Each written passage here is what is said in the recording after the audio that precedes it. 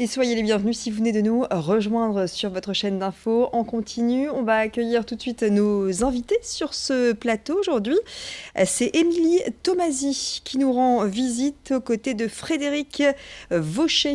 Soyez les bienvenus tous les deux. Merci, bonjour. Je vais faire une légère bref présentation. Émilie Tomasi, vous êtes auteure-réalisatrice et vous, Frédéric, vous êtes président de l'association Axio, et vous êtes ici pour nous parler d'une web-série, ça s'appelle Les Chroniques de Glivensburg, chroniques que vous avez tournées, puisque vous avez tourné un pilote très récemment ici. C'est une web-série 100% Nord-Pas-de-Calais, Hauts-de-France, même on peut dire maintenant, 100% Hauts-de-France.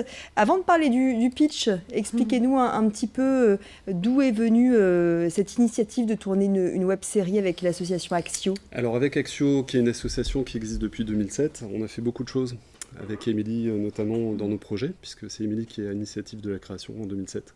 On a fait des pièces de théâtre, on a fait des sons et lumières, on a fait des spectacles immersifs.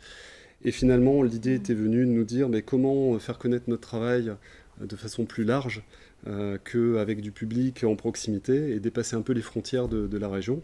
Et donc l'idée de la web-série finalement était proposée par certains de nos adhérents et membres de l'asso, et on s'est dit avec Émilie, pourquoi pas, effectivement ça peut être un bon format. Association de bénévoles avec des comédiens, c'est ça, des techniciens. On a plusieurs talents dans l'asso, donc c'est effectivement des bénévoles avant tout âge, puisqu'on a fait tourner des enfants, jouer des enfants, jusqu'aux retraités, toutes conditions sociales confondues. Une très belle aventure humaine.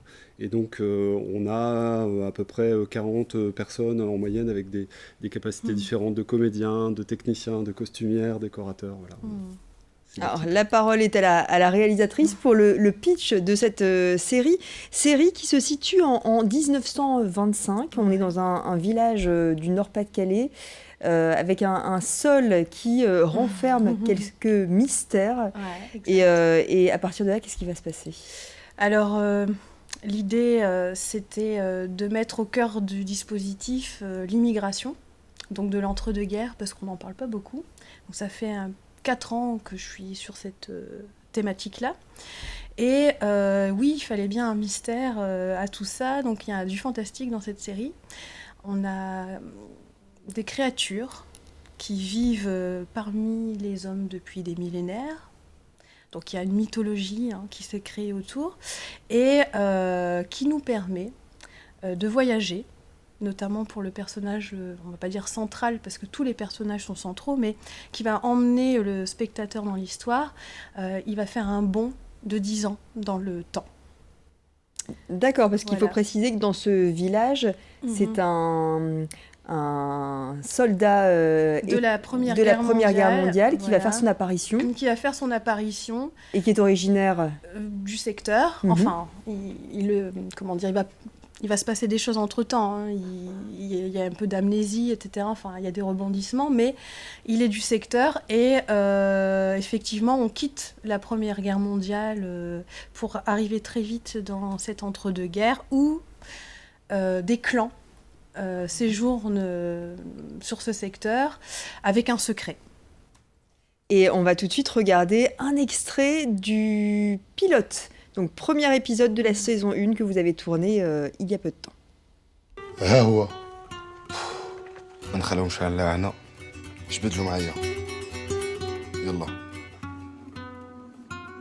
C'est pas moi l'homme que vous cherchez, je te dis. Vous êtes sûr que c'est lui, mon capitaine ? Affirmatif, capot. Faut croire que les melons étaient plus malins. Ouais, tu vas voir, je vais te tatouer des patères, vous allez marier sur la quai aussi. Salut, beste Kernizek. T'as raison de pas leur faire confiance. Ouais, c'est des génies. Et le butin. Celui pour lequel on va envoyer un homme sur speed. Va falloir rassurer. Ouais, il va falloir rassurer, ouais. Tu resteras coincé ici tant que tu n'accompliras pas la mission que t'ont confiée les Jim Brownie. Il faut que tu trouves mon corps, le soldat.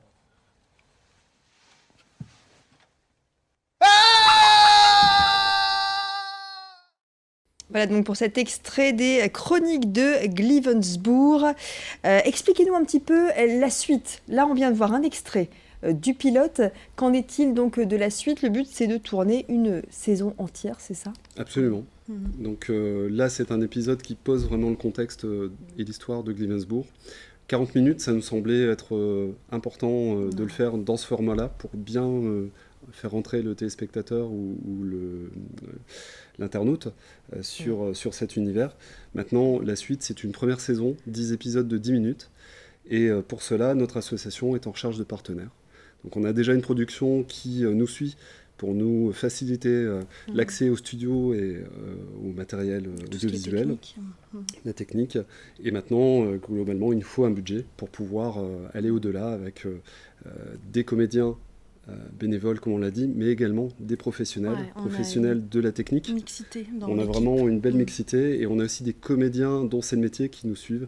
Quelques-uns en dehors de la région. On n'est pas tout à fait 100%, mais on est allé un petit peu au-delà.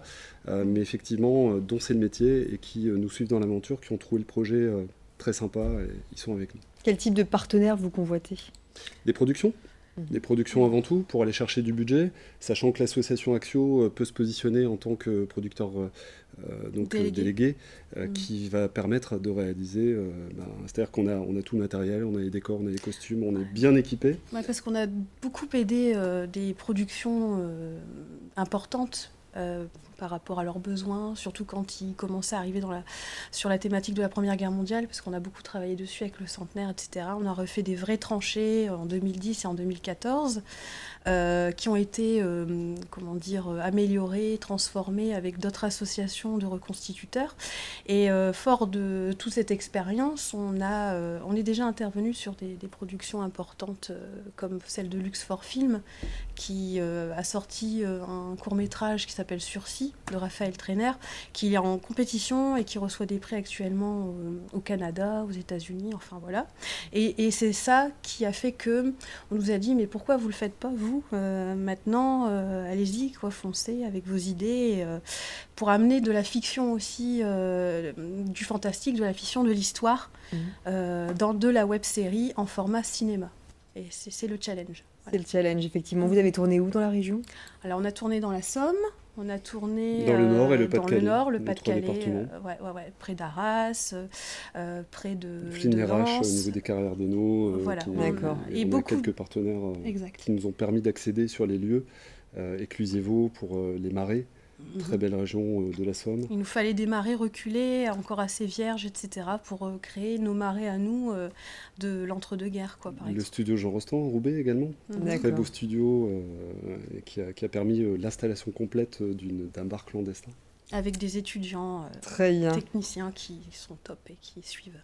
Alors, on va préciser que vous serez ce samedi 21 décembre à 19h à Lys-les-Hanois pour une avant-première permettant donc de visionner les 40 minutes de ce teaser, de ce programme pilote.